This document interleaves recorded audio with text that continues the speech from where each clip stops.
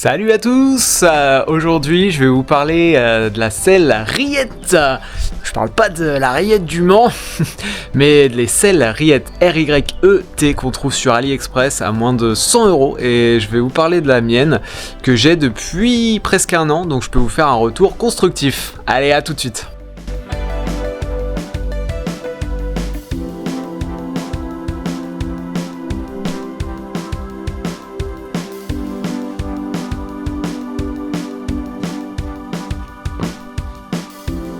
Je vais te dire si ça vaut le coup ou pas d'acheter une selle sur AliExpress ou finalement si c'est plutôt une mauvaise idée.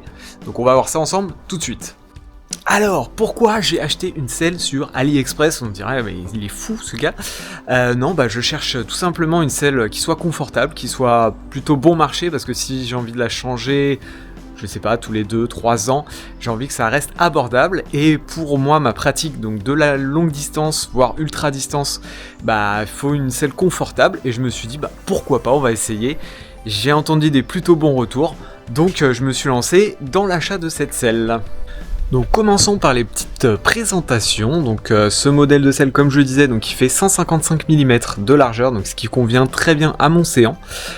Sur la longueur, je ne sais plus, mais c'est plutôt correct. J'étais un peu surpris au départ parce que le bec ici est assez large, plus large que sur mon ancienne selle qui était une selle physique Vento R5. Sur celle-là, du coup, je me suis dit, bon, c'est un peu plus large, mais pourquoi pas. Autrement, donc on peut voir les rails ici en carbone avec des rails ovaux. Donc il faut bien penser à changer les petits rails de selle ici pour accepter des rails ovaux, sinon ça rentrera pas. Donc moi j'avais dû racheter à l'époque ces adaptateurs sur ce Canyon. Voilà, que dire de plus? Donc les rails en carbone, tout est en carbone. On peut voir ici la souplesse. Alors il y a des points plus durs, il y a des points plus souples. Hop, sinon le look reste assez épuré, on voit juste que c'est imprimé en 3D.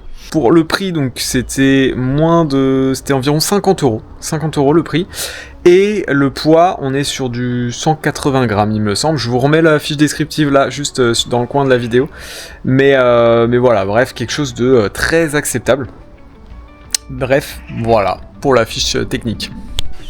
Donc cette selle rillette que j'ai acheté, c'est le deuxième modèle que j'ai acheté. J'ai un autre modèle que j'ai acheté 85 €.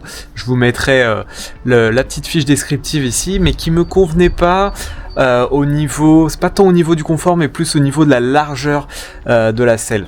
Au niveau des ischions, pour moi ça n'allait pas. Donc j'ai acheté ce deuxième modèle qui était moins cher, 50 €, donc plus large.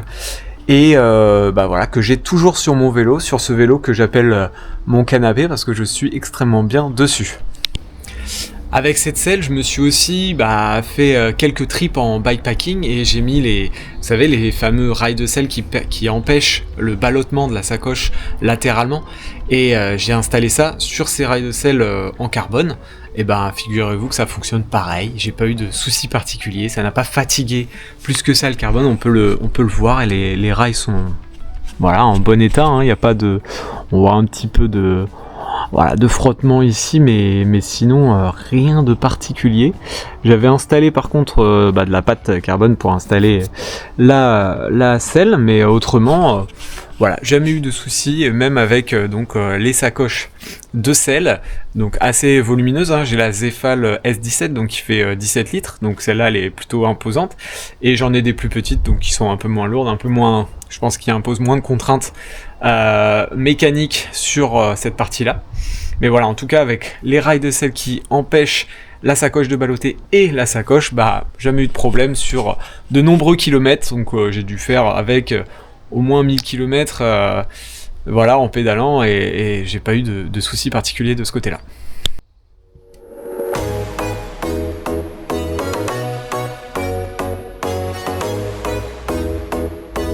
Il faut savoir que cette selle, donc je l'ai achetée l'année dernière, début d'année l'année dernière, donc ça fait un an que je roule avec. Et comme vous pouvez le voir, elle est toujours sur mon vélo que j'utilise voilà, toutes les semaines. Je fais à peu près voilà, 200 km par semaine hors saison et ça peut aller jusqu'à 500, 600 en haute saison.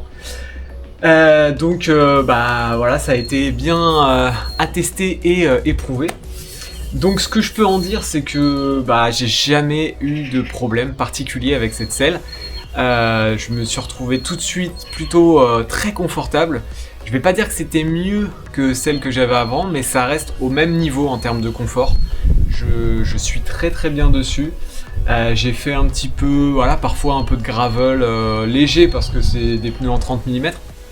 Mais sur des terrains ou même des routes très, très cassantes, aucun problème. Mon fessier n'a jamais souffert plus que d'habitude. En termes de distance, j'ai pu couvrir des distances comme jusqu'à 400 km, 430 km quand j'avais fait de Paris à Nantes. Je crois que c'est la plus grosse distance que j'ai dû faire avec cette selle, si je ne m'abuse. Ouais, je crois que c'est ça. Et bah, aucun problème non plus. Donc voilà, je vous remets la vidéo du 400 km, donc c'était à peu près 16 heures, 16-17 heures de vélo non-stop, donc ça reste un test quand même assez évocateur. Autrement, pas de problème de craquement sur les rails de selle, j'inspecte régulièrement mon vélo, il n'y a aucun souci, la selle tient toujours très très bien.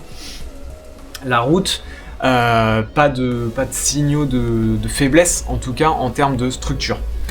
Donc voilà pour cette selle Riet, R-Y-E-T. Moi j'en suis extrêmement satisfait. Si je devais racheter la même selle demain pour mettre sur un autre vélo, je le ferais automatiquement. D'ailleurs c'est ce que je prévois de faire pour mon Eglass, mon Elves que je suis en train de finir de monter. Maintenant, à vous de me dire si vous souhaiteriez passer sur ce type de selle, est-ce que vous seriez prêt à tester sur 100, 200, 300 km. Bon, moi je vous dis pourquoi pas, ça peut se faire, moi je vous dis mon expérience, ça se fait très bien. Maintenant, à vous de tester. On sait que pour les selles, c'est vraiment très particulier. Chacun a sa morphologie, chacun a sa façon de pédaler, plutôt bassin en avant, rétroversion du bassin. Ça, c'est complètement indépendant de chacun. Et une selle qui va très bien pour quelqu'un ne va pas forcément pour l'autre. Moi, je vous dis juste mon ressenti personnel après avoir testé quand même pas mal de selles, pas mal de vélos depuis ces 10 dernières années. Et je suis extrêmement satisfait pour mon usage de longue distance, vélo, voire bikepacking, et etc.